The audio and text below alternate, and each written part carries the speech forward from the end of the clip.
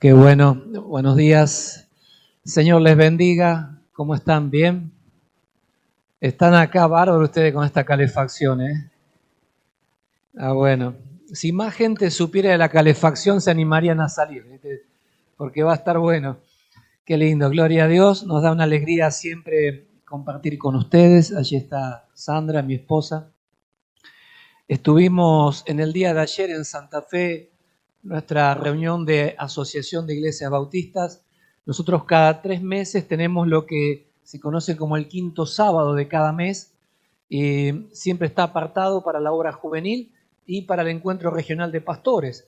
Así que bueno, ayer me preguntaban por ustedes, les dije que andan bien. ¿Cómo andan? ¿Andan bien?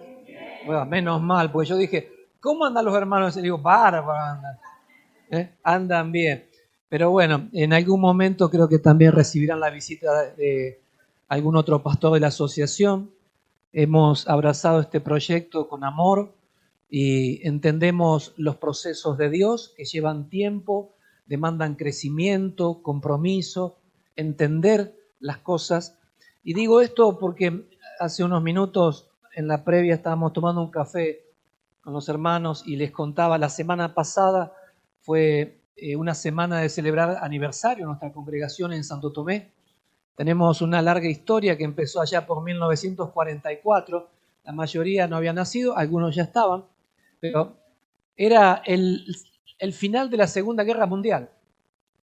En el mundo, 1944, 1945, y había una explosión del Evangelio en el mundo porque el mundo había quedado dañado, herido, con muertes, con pérdidas, con destrucción. Y fue una época que la misión del Evangelio empezó a llenar otro. Los evangelistas de aquella época muchas veces eran colportores, los que llevaban libros y Biblias y recorrían pueblo por pueblo llevando la palabra del Señor. La misión era la palabra clave, llevar la palabra del Señor a todo pueblo, tribu y nación. Mire, el Evangelio después de la posguerra explotó. Después vino la época de los anexos, cuando había que recoger y consolidar todo ese crecimiento. Las iglesias más grandes comenzaron a tutelar o a acompañar la existencia de anexos, pero también los anexos tuvieron su temporada, su característica, y muchos dieron lugar a iglesias autónomas con el tiempo. Nosotros vivimos todo ese proceso en Santo Tomé y ya hace 20 años que estamos con mi esposa allí y somos el segundo relevo pastoral ya de la iglesia y nos tocó el privilegio de contar un poco esta historia para los más jóvenes, para los que están hoy, para entender que la obra de Dios es antes de nosotros y seguirá después de nosotros. Tenemos que hacer las cosas de tal manera que lo que nos fue dado sepamos cuidarlo, lo que nos ha sido confiado sepamos cuidarlo. Y eso demanda que seamos entendidos en los tiempos de Dios, entendidos en los tiempos. No tiene que ver con el almanaque ni el reloj, porque la Biblia cuando traduce la palabra tiempo desde el original, solo en castellano tenemos una palabrita, tiempo, pero en el original hay dos palabras, una es kairos y otra es cronos. El tiempo que viene de la palabra cronos tiene que ver con el tiempo que se puede cronometrar, el de los relojes. Y el tiempo que yo hablo, conocer el tiempo de Dios no es la hora, es el tiempo favorable de Dios para hacer algo. Es como cuando uno dice, bueno, este es el tiempo de tal fruta. No es la hora, sino la temporada en la que la fruta está madura y buena especialmente.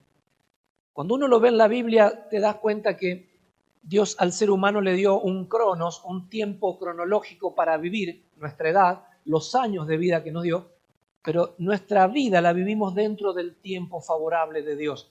Cuando uno entra en el reino de Dios, cuando uno se convierte, uno entra en un tiempo de favor de Dios, porque uno entra en la voluntad del Señor. Y comienza el tiempo de Dios a ordenar nuestra vida y empezamos a hacer ajustes.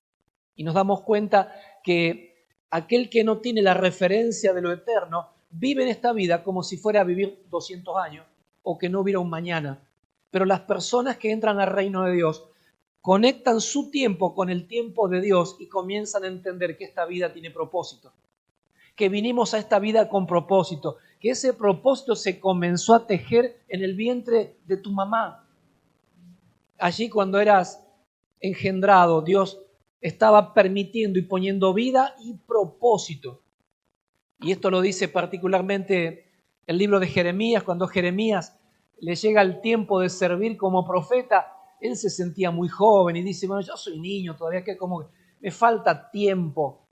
Y el Señor le dice, yo a vos te aparté desde el vientre de tu madre y te di por profeta a las naciones. Vos vas a hacer todo lo que te mando y vas a decir todo lo que tenés que decir. Y le puso el tiempo en hora, porque a veces pensamos, no es el tiempo todavía, o falta tanto tiempo. Y esto nos recuerda aquellas historias, esos diálogos de Jesús con sus discípulos. Y quiero hablarle de esto esta mañana, de comenzar a entender los tiempos o prestar la atención a las cosas de Dios para entender los tiempos que vivimos. Y los tiempos de Dios no tienen que ver con lo que la gente dice, bueno, esto es así, así en el mundo. El mundo tiene su ritmo y sus cosas. El tiempo de Dios, yo me refiero al plan de Dios que se está ejecutando sobre la historia del mundo. ¿Me explico?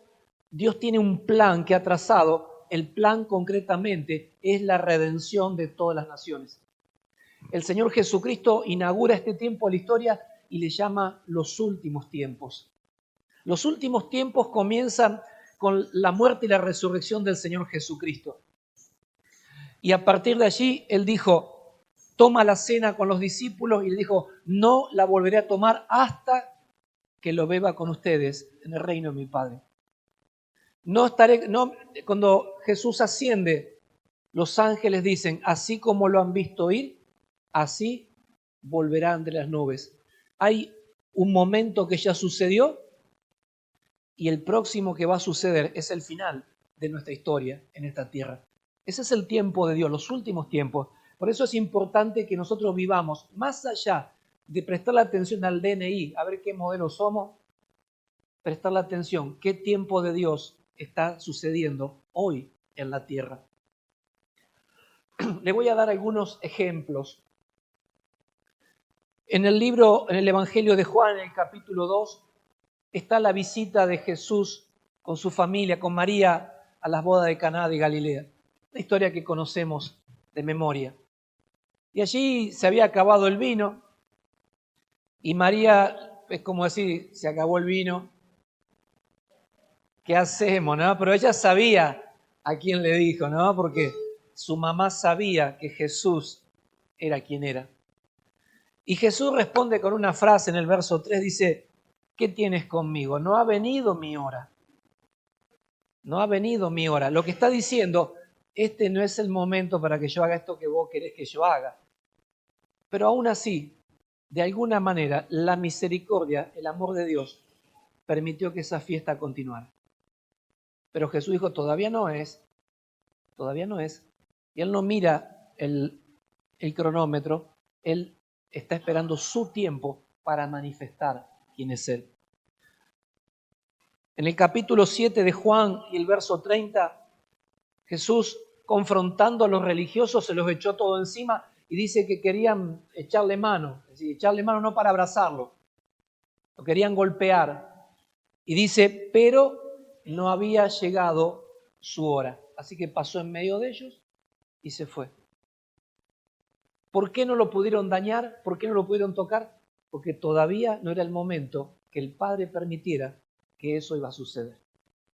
Más adelante, y solamente doy los ejemplos, usted puede hacer las lecturas en su casa, en el Evangelio de Juan, capítulo 13, es el relato de la última cena del Señor, y ahí Jesús dice, mi hora ha llegado.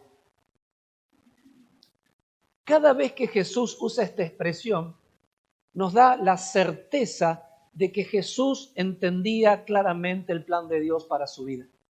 Sabe cuándo hacer, sabe cuándo algo no va a suceder, porque no es el tiempo, pero cuando llegue el tiempo dice, esta es mi hora, este es mi momento, este es mi momento. A veces lo decimos sin pensar en todo lo que estoy diciendo, lo decimos en la vida. Cuando vemos a alguien progresar y que le va bien, decimos, che, este está en su momento, está en su mejor momento. Lo decimos de un deportista, lo decimos de alguien famoso, lo decimos de alguien que ha logrado algo. Cuando lo vemos en ese momento culminante, decimos, este es tu momento. Sin embargo, en el punto culminante del ministerio, Jesús, después de la popularidad a pleno el tercer año, cuando Él dice, ha llegado mi hora, Él sabe que esta hora no es la del éxito humano, es la hora de dar su vida. Y ahí se empieza a separar el Señor Jesús como el ejemplo único al que tenemos que mirar de manera especial.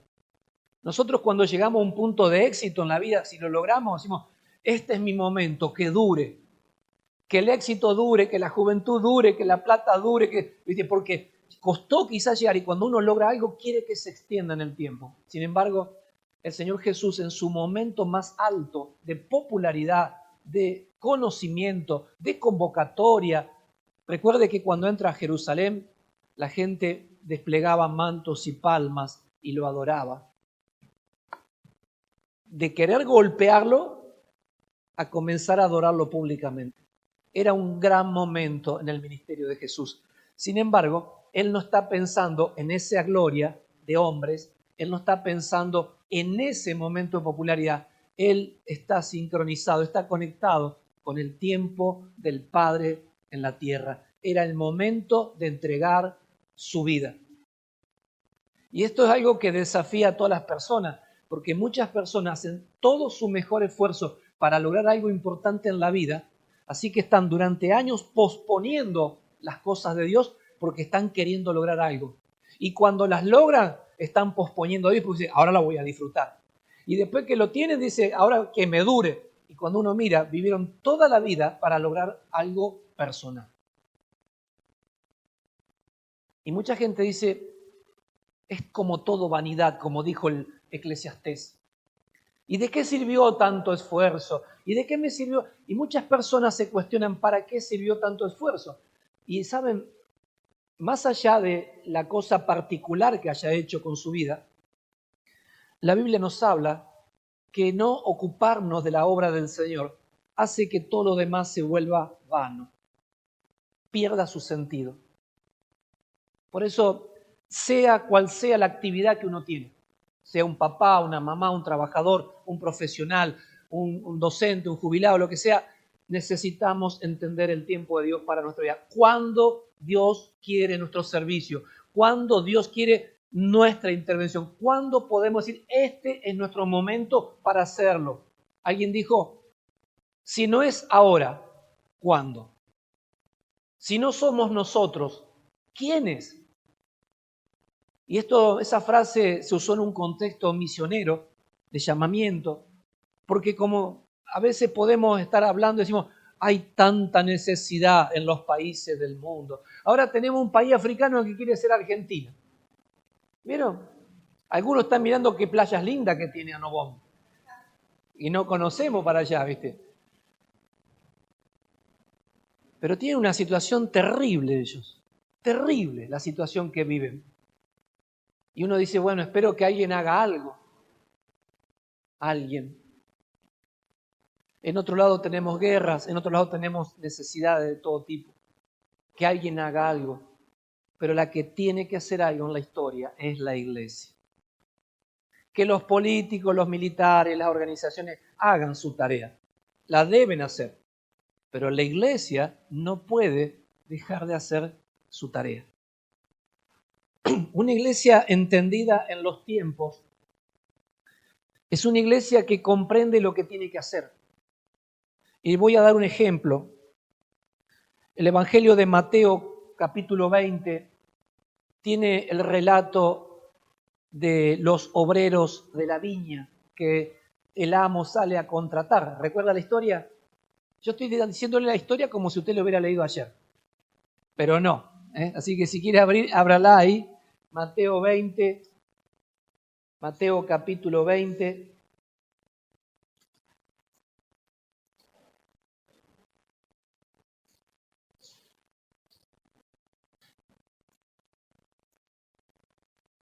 Es una parábola que, por supuesto, el amo de la viña tipifica al Padre Celestial. Y los obreros de la viña tipifican a los que Dios llama a servirle, a entrar en la obra del Señor. Yo no sé si alguna vez usted se ha visto como obrero del Señor, pero Dios nos mira como obreros. Dios nos mira como servidores, siervo, obrero, no jefe, ni patrón, no, siervo, obrero, alguien que está para servir, para trabajar. Dios nos ve con esa mirada y con esas palabras define lo que Él espera que nosotros entendamos. Dice, el reino de los cielos es semejante a un hombre, padre de familia, que salió por la mañana a contratar obreros para su viña. Y habiendo convenido con los obreros en un denario al día, los envió a su viña. Allí hay un contrato, él hizo algo al salir, y esto es muy común en las zonas de contratación temporal. Acá tenemos la fruta fina en el sur, en el Valle de Río Negro, tenemos alguna cosecha de limones en el norte, algo de algodón muy poco, casi nada ya se hace a mano, pero la yerba mate, el té. Hay lugares donde los obreros se mueven cuando es la época de la cosecha, y se mueven de norte a sur siempre, por la estacionalidad. Cuando van madurando por acá, allá le falta un poquito, después bajan acá y después pegan la vuelta. Pero cuando es el tiempo de la cosecha, los obreros saben dónde tienen que estar. Yo me acuerdo hace muchos años, ya me acordaba, acá el molino en el centro, el único molino en el centro de una ciudad que hay, ¿no?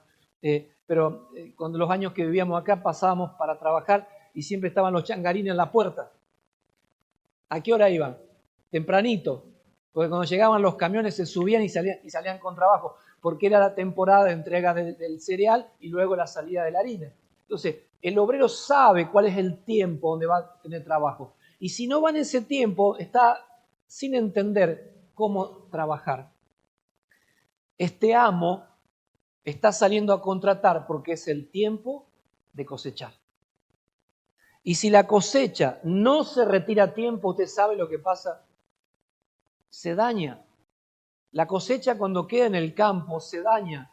Uno no puede dejar la cosecha abandonada. Mire, el único cultivo que se aguanta de una temporada para la otra es la caña de azúcar. Cuando la caña de azúcar no se puede cosechar porque no hay precio, los de la zafra dicen, bueno, el año que viene la podemos voltear. Porque la caña sigue cargando azúcar y sigue creciendo, pero no es un cereal. El trigo, del que habla la palabra generalmente, o la vid, de la que habla el Señor, son cultivos perecederos. Son cultivos que hay que ir en el momento oportuno. Piense en su vida. ¿No llegó el Señor acaso en el tiempo oportuno? Si llega después, ya no es oportuno. Mucha gente dice, espero que conozcan al Señor a tiempo. Quiere decir que tienen que ser cosechados para el Señor en el momento antes de que se dañen. Muchas personas están viviendo como si no hubiera un mañana y Dios está detrás de ellos buscándolos. La Biblia dice que Él es el pastor que busca esa oveja perdida, deja 99 en el corral para buscar a ese que está afuera. ¿Por qué lo sale a buscar? Porque hay un tiempo oportuno para buscarlo. Si no lo busca, se lo mastican los lobos. Hay un tiempo oportuno para cada cosa. Este momento es el amo de la viña saliendo a contratar porque es el tiempo de cosechar. Y tiene un relato donde va contratando desde la primera hora y luego la segunda hora y luego la tercera hora y sale en el verso 6, dice que sale a la hora 1/10. La hora 1/10 en el horario solar era 1 hora antes de que caiga el sol. Y en el campo se trabaja de sol a sol. Nadie prende veladores, lámparas, es decir, salvo las máquinas. Bueno, hay máquinas que cosechan de noche hoy, pero el trabajo manual se hace de sol a sol. Faltaba 1 hora para que termine el día. Y es tal la necesidad de la cosecha que el amo sale a buscar más obreros todavía. ¿Por qué sale a buscar más obreros? Eso me recuerda las palabras de Jesús. Jesús dijo, La cosecha es mucha y los obreros. Las parábolas de Jesús son enseñanzas de cosas espirituales. Todas tienen alguna relación con alguna otra parábola para ilustrar de distinta manera una misma cosa espiritual. ¿Cuál es la cosa espiritual que nos muestra todo esto? Que hay una cosecha de almas que es perecedera, que se puede perder o se puede ganar. Y que hay un tiempo para entrarle. Y que la urgencia del amo, dada el tamaño de la cosecha y los pocos obreros, está llamando permanentemente obreros a la mies. Dios está llamando permanentemente a toda hora obreros. Ayer me detuve a compartir algo de esto con los pastores, puntualmente este versículo, porque Jesús le dice, la parábola dice, los encuentra desocupados y le dice el amo, ¿por qué están acá todo el día desocupados? ¿Me lo imagino? Ahí en la plaza. ¿Qué hacen desocupados acá en la plaza? Te veo que en la plaza hay gente desocupada. Es decir, no tienen nada que hacer. Y ellos dicen, bueno, nadie nos contrató.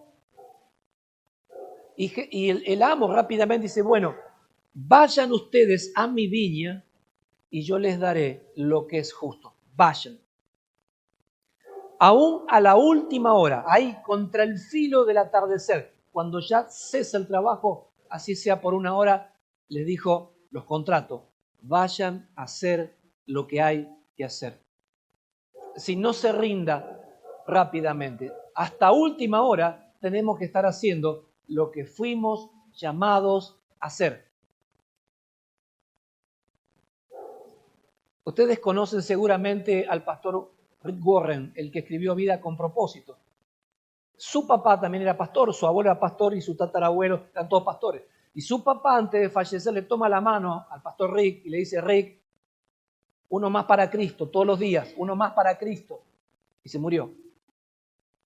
Como queriendo asegurarse, hijo, no saques la mano de esto. Uno más para el Señor. Más gente para el Señor. Los envía y bueno, la historia de la retribución usted la conoce. Cuando el Señor Jesús le dice en el Evangelio de Mateo capítulo 28 a los discípulos las últimas palabras, le dice, vayan y hagan discípulos a todas las naciones.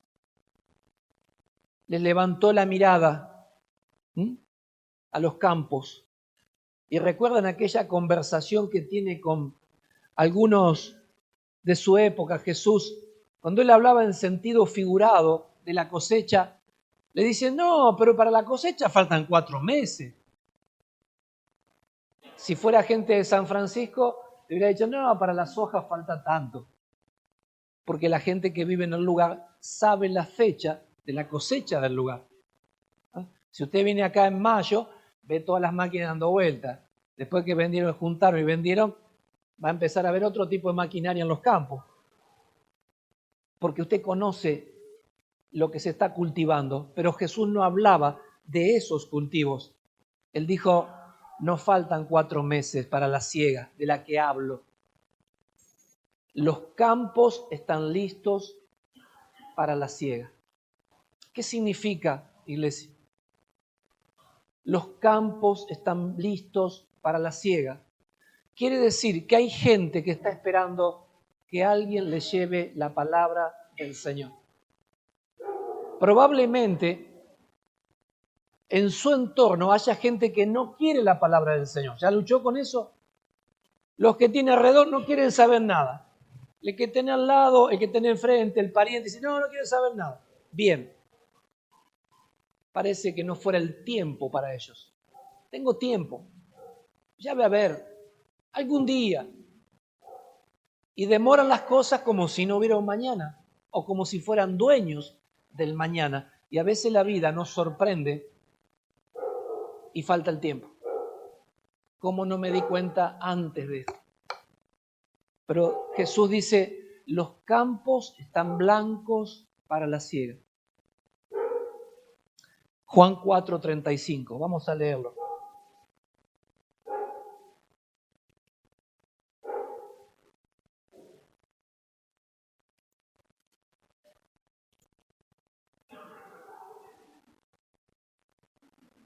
Ahí está la porción bíblica que corresponde a lo que hablé. Juan 4:35. Si leemos el 34, vamos a cerrar la idea. Jesús le dice, mi comida es que haga la voluntad del que me envió y que acabe su obra. Mi comida es que haga la voluntad del que me envió.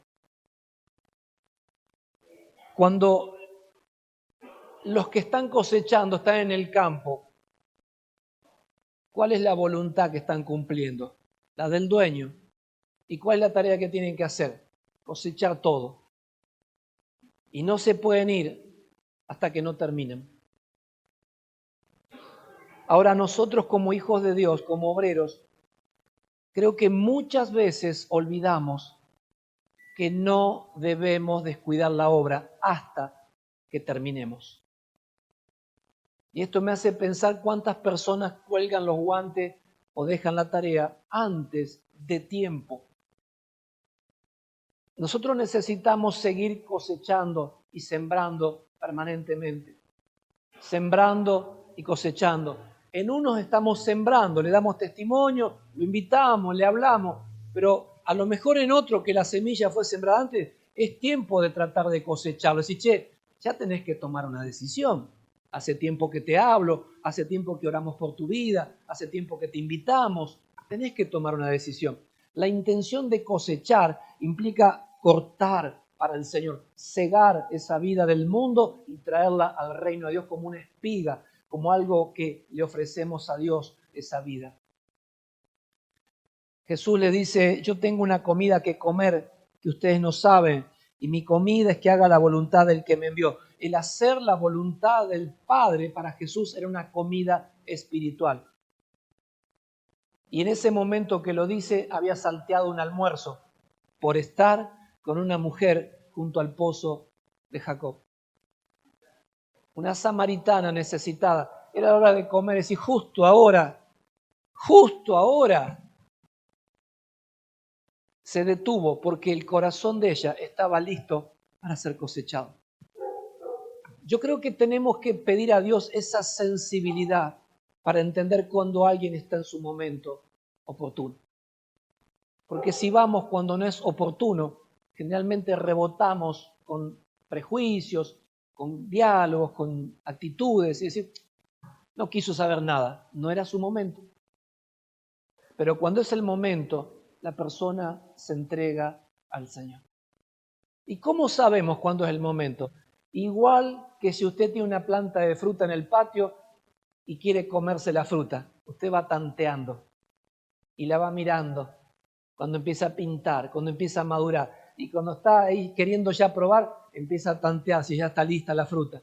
Y luego cosecha. No se la come verde. ¿O sí? Hace mal a la pancha. No la saca verde, sino déjala que madure. Tenemos paciencia con el árbol, tenemos paciencia con los tiempos de ese árbol. Bueno, las personas son comparadas con plantas que dan fruto. Tenemos que tener paciencia con la persona, pero yo tengo la paciencia, pero tengo hambre de cosechar ese fruto. Si yo voy a la planta, esta vez más, sí, si quiere dar fruto, que dé, y me voy a perder el fruto. Si lo saco antes de tiempo, voy a comer un fruto que no está bueno. Yo debo aprender a trabajar en el tiempo oportuno. ¿Cuándo es el momento? Por eso, muchos actos de servicio a las personas te van a dar la sensibilidad para saber cuándo es el momento de cada uno. Si usted se obsesiona con una relación y querés que uno se convierta, que este se convierta, y te vas a dejar de ver todo lo demás, y a lo mejor a esa persona le insistís de más.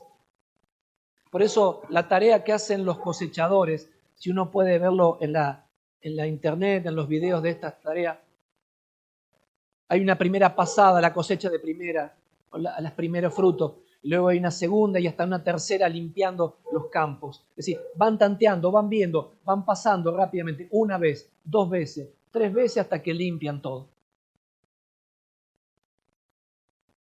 Usted vio la cosecha mejor dicho, el fruto arándano, los conoce a los arándanos.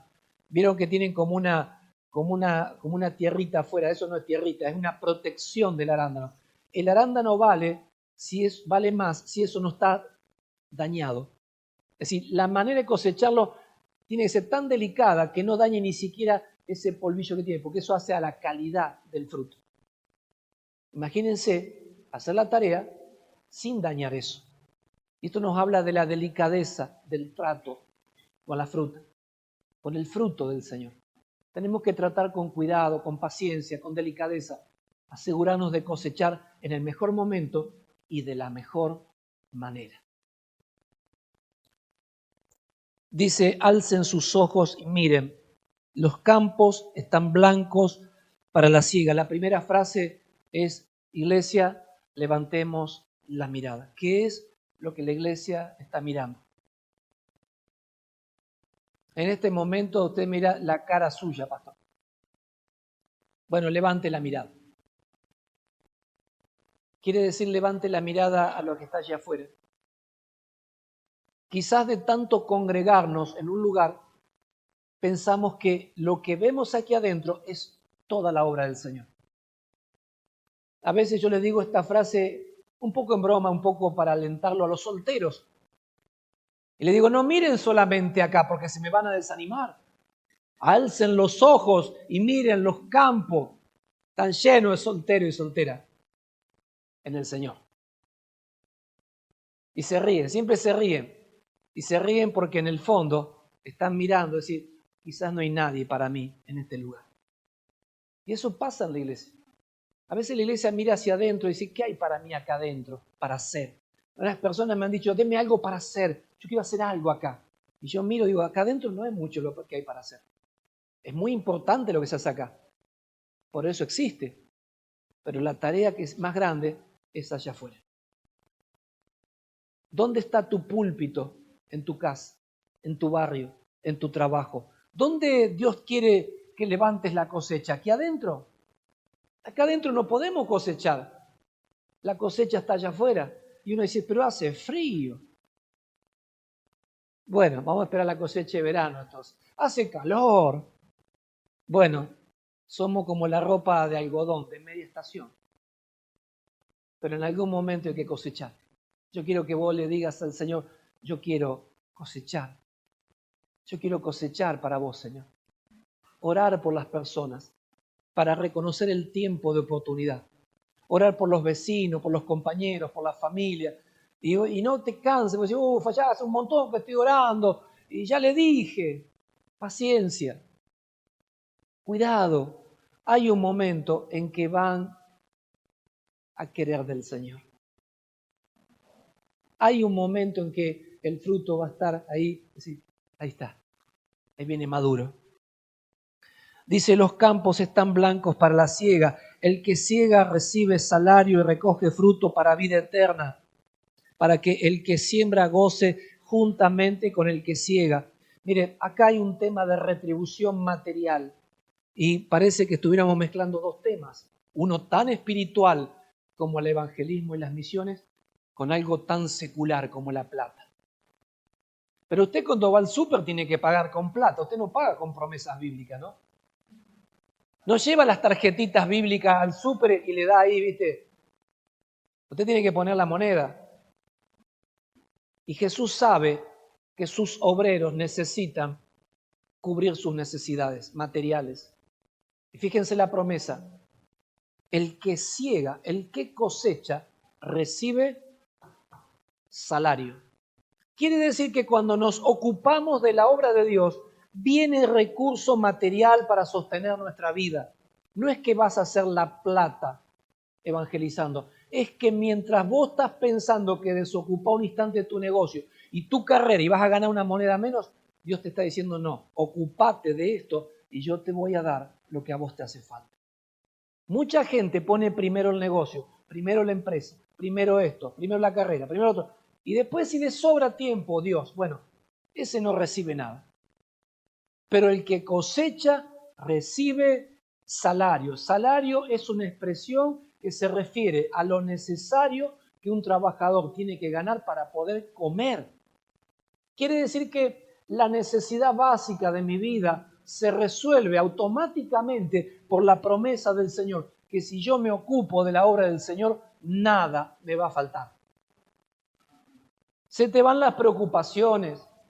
¿Cuánto tiempo perdemos en preocupaciones? No salgo porque no estoy bien, no estoy mal, ¿cómo voy a pagar? No sé si llego a fin de mes, que el trabajo, que esto, que el otro. Bueno, cuando esté bien veré si sirvo al Señor, algo para hacer en la iglesia. Mire, la tarea de sembrar y cegar el Evangelio, las personas allá afuera, tiene retribución para nuestras necesidades. Dios sostiene a sus obreros y quiero que usted lo ponga a prueba al Señor y empiece a ocuparse y va a comenzar a experimentar que vienen las cosas más fáciles para su vida. Que Dios cubre necesidades, que Dios le da el vehículo. Gente que ha venido a pie a la iglesia con una mano atrás y otra adelante y todo, y empiezan a entender esto, dice, necesito un vehículo para servir al Señor, aunque sea una motito para visitar a los hermanos, necesito abrir mi casa, tengo que arreglarla, y comienzan a venir recursos para que la casa se ponga más linda, para tener una movilidad, para tener el autito y traer gente a la iglesia, y uno los ve prosperar porque abrazaron la obra del Señor. Pero también hemos visto gente que es materialista, quiere prosperar para tener más plata. Antes jugaba un kiri y ahora te pide oración. Pero su corazón no se redimió. Nuestro corazón se tiene que redimir y no es el interés material, es el interés por la obra de Dios que trae la provisión material que necesitamos. No te va a faltar nada. Va de vuelta, no te va a faltar nada.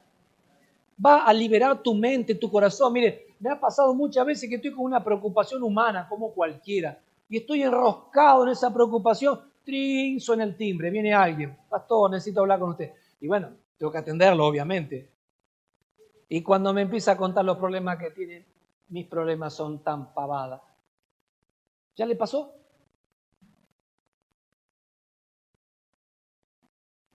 Y voy a decir qué sentido el humor que tiene el Señor, ¿no? Porque en vez de tirarme las orejas, me mandó uno más necesitado.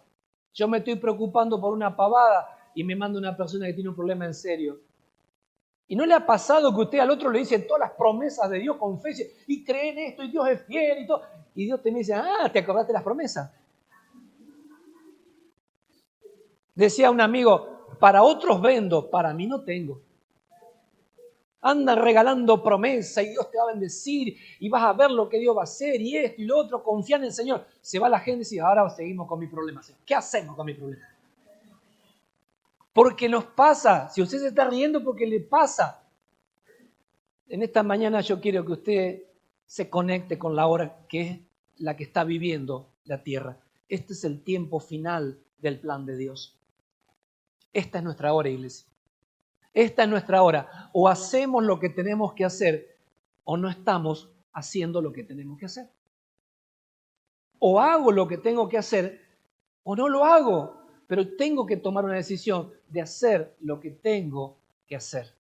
Y creer que al hacerlo no estoy descuidando mi trabajo, no estoy descuidando la familia, al contrario, estoy haciendo lo correcto para que nada falte en mi casa. Y que cuando yo tenga una necesidad, en vez de preocuparme a ver cómo la resuelvo, yo pueda agarrar la palabra y creer que la promesa del Señor dijo, vos busca mi voluntad y todo lo demás te va a venir añadido. La bendición del Señor te va a toca tu puerta. Hoy me llegó esto. Uy, me lloraron de acá. Uy, se resolvió lo otro. Uy, me ofrendó este. Uy, el otro me pasó esto. ¿De dónde viene todo eso? Del Señor. Viene de Dios. No tiene que ver con billetes cantantes y sonantes ahí, que wow. Viene provisión, viene dinero, recursos, ayudas, oportunidades, favores. Me abrió la puerta por acá, me ayudó por allá. Dios te está resolviendo las cosas porque quiere a sus obreros libres. Libres. Dios no es un patrón mezquino, Dios es un patrón bueno. Él llamó a sus obreros y dijo, vayan a mi viña y les daré lo que es justo. Muchas veces le regalamos la vida a un patrón injusto y toda la vida protestamos, qué amarrete y sinvergüenza que el patrón. Pero hay un patrón justo que llama y no respondemos. Este es el patrón más justo que existe, el Señor. El que trabaja para Dios nunca será defraudado. El que hace las cosas para Dios nunca será defraudado. Si hacemos las cosas para el hombre, para recibir un reconocimiento, un mérito o un beneficio material, y te va a encontrar con las miserias humanas. Pero cuando las haces para Dios, Dios será el que recompense tu trabajo. Deje que eso entre a su vida. A veces nos parece que servir a Dios fue algo en vano. A Israel le pasó en un momento y dijo, bueno, servir a Dios es en vano, ¿para qué sirve? Y eso le dolió al corazón del Padre. ¿Cómo que es en vano? ¿Cómo que no sirve? ¿Cómo que no te valoró el Señor? Quizás las personas no te valoraron. Eso es muy humano. Pero Dios tiene en alta estima a sus hijos. Dios siempre te va a valorar. Si no te dieron la recompensa que te merecías en esta vida, Dios tiene la recompensa que merece tu vida en el mejor lugar. Dios no es deudor de nadie. Por eso mucha gente, cuando deja la iglesia por algo que no debe, se está equivocando. Esta semana pasada me encontré con una persona de este tipo. Y empezó la charla, me dice, qué bueno verlo, pastor, y charlamos, ¿viste? Esa charla de cruce en la calle. Y en un momento me dice, ¿sabe por qué dejé de ir? Dice, porque yo sentí que algunas personas no me quieren. Yo sé que acá no pasa eso. ¿Y quién te dijo eso? No le puedo decir, no le voy a decir el nombre, no le digo nada. Bueno, está bien, jugamos al misterio como los adolescentes, pero bueno. Le digo, y por una persona que vos sentiste, vos pensaste, dejaste de venir. Y sí, me dice. Y vos sabés lo que la persona piensa. Yo sé, me dice, yo sé. Claro, yo me acordé, la mujer tiene sexto sentido y la bola de cristal.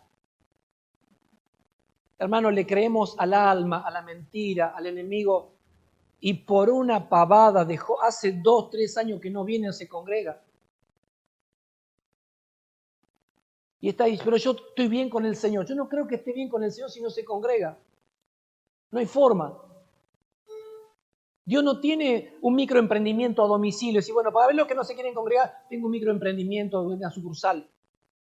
La persona debe congregarse, debe estar como obrero alineado. Y cuando venimos a la iglesia somos un cuerpo de obreros, de servidores, y estamos para hacer la obra del Señor como iglesia. Para eso estamos. ¿Sabe qué va a pasar cuando terminemos? Nos vienen a buscar. Nos vienen a buscar. No hay nadie que sea contratado para cosechar y se quede a vivir en el campo que cosechó. Serían unos ocupas rurales. Cuando uno termina la cosecha, vamos, ¿a dónde? A la siguiente, a la siguiente. La iglesia debe levantar la mirada a los lugares que no son evangelizados. Está lleno de iglesia. Yo digo, está lleno de gente. Una vez me decía uno, pero hay una iglesia en cada barrio. Y sí, también hay un curandero, un gauchito, esto y lo otro en cada barrio. Y un búnker de droga. Es decir, los problemas han crecido. La iglesia tiene que crecer. El evangelio llegó a todas las personas. Bueno, acá en San Francisco todos deben saber. ¿Todos saben? Yo no creo que todos sepan. Y si nos alejamos un poquito, salimos a los pueblitos. Porque a veces nos cuesta ser valiente acá porque nos conocen. Agarre el auto, un remis, un Uber, un Didi, lo que sea. La bici. Y se va, qué sé yo, acá a una colonia, un pueblito, acá. Ahí usted es un extranjero. Y prueba a hablar de Jesús, no lo conoce nadie. Porque hasta el evangelio está centralizado en las ciudades. Hay lugares donde nunca fue predicado el Señor Jesucristo. Me hace acordar el testimonio de un joven en la época que trabajamos con los chicos en las adicciones. Le queríamos hablar de Jesús y él decía, ¿qué Jesús? Y le empezaba a hablar de Jesús. Jesús de Nazaret, no lo conozco. Pero nunca te hablaron ni siquiera en Navidad. No, nunca celebró una Navidad. Y para Pascua, no, nunca celebramos una Pascua. ¿Quién es Jesús? Yo no podía creer que alguien no sepa quién es Jesús, ni siquiera el Jesús religioso. Pero hay personas que han vivido tan fuera de la voluntad de Dios, tan fuera y tan lejos, que el enemigo les cerró todo el conocimiento. Y hay que empezar aún contando que Jesús es el Hijo de Dios, que vino en carne, que dio su vida, que murió, que resucitó al tercer día. Contar la historia completa. Vos lo mirás y tendría que saber, no la saben. No la saben.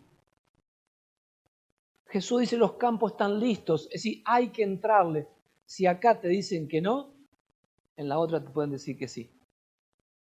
Yo tuve una época, cuando era soltero, muy jovencito, una temporada me tocó salir a vender a la calle. Lo más difícil cuando te cierran la puerta. Trac. ¿Y qué haces? ¿Te volvés? No, porque el supervisor está en la iglesia. No. Pero dijo que no. Y tenías que rendir. Nadie se rinde en su trabajo. Nosotros tampoco debemos rendirnos en el nuestro. La iglesia no tiene que mirar cuántos son, tiene que mirar cuántos hay allá afuera. Decía un pastor, vivía en un pueblo de 5.000 habitantes. Y alguien le dice, y pastor, ¿y cuántos miembros tiene su iglesia? 5.000. Oh, una iglesia grande. Es una iglesia grande. ¿Tiene un templo grande? No, dice, porque por ahora tengo 100 adentro y 4.900 afuera. Usted se ríe, pero eso es una anécdota. La iglesia es toda la parroquia, todo. Solo que ellos no conocen todavía. O conocen en parte, o vinieron una vez, o escucharon por la radio, o vieron Canal Luz, o alguien les habló, pero nadie los cosechó. Las iglesias, me le doy otro ejemplo. Usted conoce la señal de Canal Luz, del canal cristiano, o de Canal Enlace. Bueno, esos canales se transformaron en iglesias. Porque hay tanta gente que llamaba de tantos pueblitos del interior que habían escuchado los programas de Silvestri, de Canal Luz, o lo habían escuchado a Bongarrá, o habían escuchado el otro, y dicen, no tenemos iglesia acá. Entonces, tantos años el canal oró por la gente que en un momento empezó a mandar obreros a los pueblos. Y empezamos a ver las iglesias de Canal Luz. Y uno dice, pero viene a hacer la competencia. No, no vienen a hacer la competencia. Vienen a cosechar lo que ellos con su trabajo sembraron. Canal Enlace ha abierto obras misioneras, Canal Luz ha abierto obras misioneras. ¿Por qué? Porque han hablado por los medios, y no ha habido en el territorio nadie que coseche. Por eso nosotros tenemos que usar los medios. Si alguien dice, yo estoy viendo Canal Luz, qué bueno, ¿y qué programa ves? Tal cosa. Y ahí está el enganche, porque no van a ir a Rosario a congregarse si vos estás acá. La iglesia tiene que saber aprovechar oportunidades. En Santa Fe una vez alquilamos el Cinemark exclusivo para la iglesia y pasamos el Poema de Salvación, la película esta de Pablo Olivares, una película evangelística preciosa. Y yo me sentí tan feliz porque tantos años llevé a los chicos a ver películas y una vez lo contratamos como iglesia para que el evangelio sea proclamado en el cine. Qué experiencia linda. Llegaban los hermanos y los recibíamos, y con sus amigos, con sus conocidos, los recibíamos en el cine y no en el templo.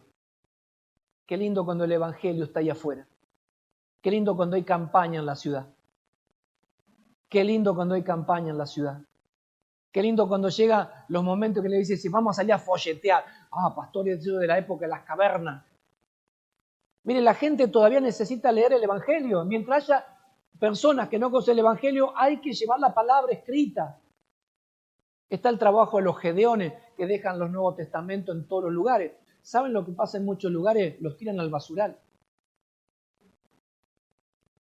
Pero si hubiera una iglesia que conecta eso con esa entrega de material, la iglesia puede servirse de una entrega de material que es costosísima. ¿Sabe cuánto cuesta invertir en todo eso? Es carísimo. Pero tiene que haber una iglesia que aproveche esa cosecha.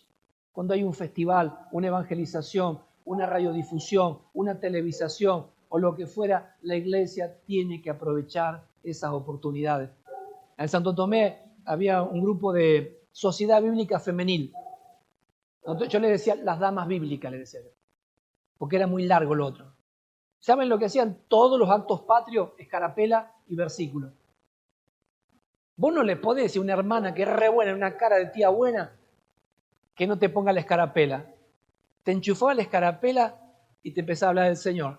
Y antes que te clave el alfiler, ya te había entregado el folleto. Digo, son una genia.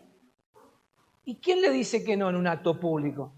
Iban con las canastitas, hola, Dios te bendiga, no tenés escarapelita, ¿querés una escarapelita? Ya, y Dios te bendiga, y somos de la iglesia, y toma un folleto, chum, ya lo evangelizamos. Siembran, siembran, y alguien va a cosechar. Pablo dice, unos sembraron, otros han regado, pero el que da el crecimiento es el Señor. Iglesia, quiero cerrar en esto. La semana pasada yo le hablaba parte de todo esto a la iglesia en Santo Tomé. Comencé hablándole de 80 años atrás cómo empezaron los pioneros, los que pagaron el precio a abrir el camino, los que compraron el terreno, los que tuvieron que edificar el templo, los que pelearon con el capital para que esté en un lugar y decir, tengamos una casa que es propia, no tenemos que alquilar. Esto es un regalo del Señor. Si usted tuviera que pagar lo que vale un alquiler y estarle pidiendo la garantía a todos los hermanos para renovar el alquiler, usted va a empezar a decir, gloria a Dios que tenemos casa propia. Va a amar esta casa, la va a cuidar, la va a embellecer. Tenemos casa propia, hermanos queridos. Esto representa que Dios está con nosotros.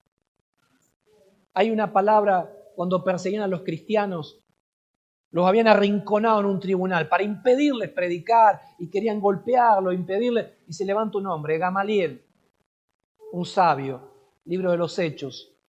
Y él dice, cuidado, que si esta obra es de Dios y permanece, podemos ser hallados luchando con Dios. Pero si esto es de hombre, se va a desvanecer. Y lo soltaron. Cuando una iglesia tiene años, décadas en un lugar, ha pasado la prueba del tiempo, es del Señor. Es del Señor. Pero así debemos cuidarla, con celo. Cuando descuidamos lo que Dios nos dio, te lo va a robar el enemigo, lo va a transformar en lo que no es, lo va a vaciar de propósito. Y un día dice, ya no me interesa más, no tiene sentido. ¿Cómo no tiene sentido? Hemos perdido la visión si perdió el sentido. Porque cuando uno tiene la visión de para qué está la iglesia, esto es el lugar más hermoso donde nos juntamos. Y de acá al mundo. En un lugar como este, Dios redimió mi familia, mi vida. En un lugar como este, redimió la tuya. Y en un lugar como este, queremos que vengan los que faltan. Y que quede re chiquito. Haya que voltear paredes. La semana pasada hablaba con el pastor que estuvo antes que yo. Y nosotros tenemos el templo, vienen los mosaicos de un color, que es el edificio primero, y a la mitad del templo, así como una viga hay, y de ahí para atrás cambia el color de los mosaicos, es más grande. Y él se sienta siempre en el medio, y él nos recordaba, me dice, yo me acuerdo cuando la pared llegaba hasta acá, y éramos los primeros creyentes. Y un día dijimos, tenemos que voltear la pared para crecer. Y los hermanos vinieron con el martillo y empezaron a voltearla. Y él empezó a llorar de algo que 40 años atrás había hecho. Porque siempre que te acuerdes lo que Dios hizo en tu vida, te vas a emocionar.